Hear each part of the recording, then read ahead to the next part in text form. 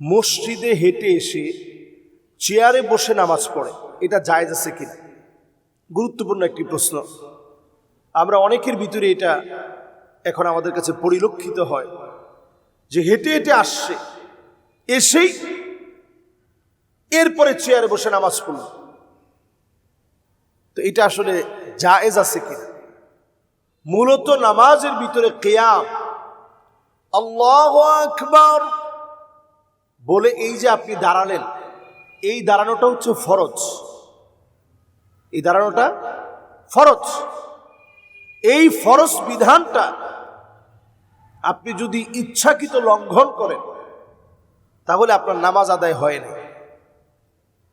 তবে হ্যাঁ, স্পাইনাল কর্ডে প্রচন্ড ব্যথা, fistula, anal Fischer, pilonidal sinus সহ আপনার মেরুদণ্ডের নিচে পায়ুপথের ঠিক উপরে কোনো ধরনের কোনো সমস্যার কারণে আপনি হয়তো এরকম ঝুঁকে আপনি সেজদা দিতে কষ্ট হয়, রুকুতে যেতে কষ্ট হয়, এটা হতে পারে। ডাক্তার আপনাকে বলছে যে আপনি এত নুয়ে ঝুঁকে আপনি সেজদা দিবেন না। ডাক্তার আপনাকে এই বিষয়ে সিদ্ধান্ত দিয়েছে। বিষয়টা যদি ঠিক এমন হয়, এই রকম কোন রোগী, তিনি হয়তো যখন কিয়াম চলল, আল্লাহু আকবার বলে তেলাওয়াত চলছে, দাঁড়িয়ে আছে, তখন দাঁড়িয়ে থাকলো, রুকু সিজদা করার সময় উনি হয়তো চেয়ারে বসলো, যদি উনি প্রচন্ড অসুস্থ হয়।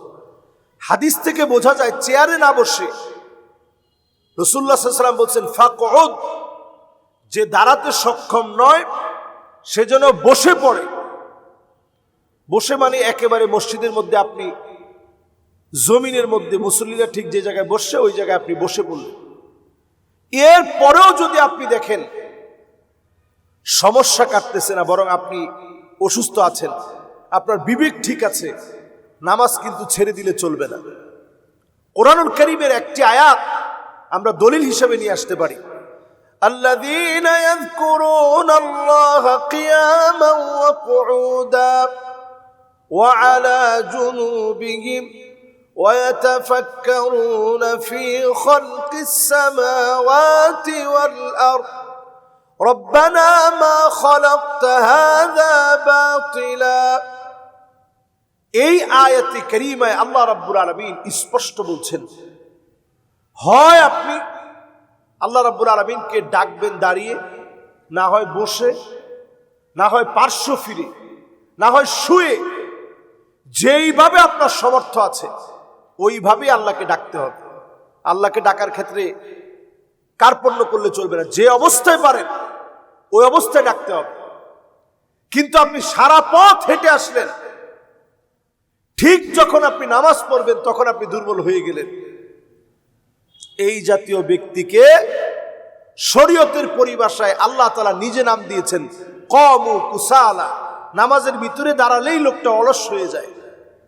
এই জাতীয় ব্যক্তির নামাজ তিলকা সলাতুল মুনাফিক, এটা মুনাফিকের নামাজ। তিলকা সলাতুল মুনাফিক, এটা মুনাফিকের নামাজ। তিলকা সলাতুল মুনাফিক, এটা মুনাফিকের নামাজ। এই মুনাফিকের নামাজ যারা পড়বে এরা অলসতা করে পড়বে। এদের সেজদাগুলা হবে কা নাকরি দিকা, মুরগি যেভাবে ঠোকর দেয় এইভাবে ঠোকর দিয়ে নামাজ পড়বে। এদের নামাজের ভিতরে কখনো তাসবিহ বেশি পড়ে না, 3 বারই পড়ে, কিন্তু 3 বার 5 বার 7 বার, জিন্দিগিতে 5 বার পড়ে না, 7 বারও পড়ে না, 3 বার পড়ে।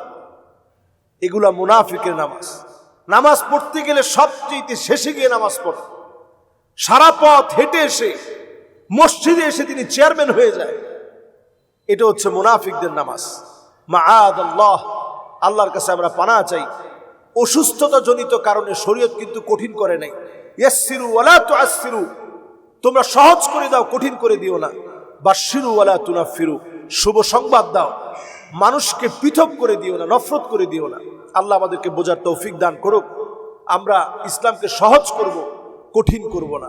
আল্লাহ রাব্বুল আলামিন বোঝার তৌফিক দান করুক, আমল করার তৌফিক দান করুক। আসসালামু আলাইকুম ওয়া রাহমাতুল্লাহি ওয়া বারাকাতুহু।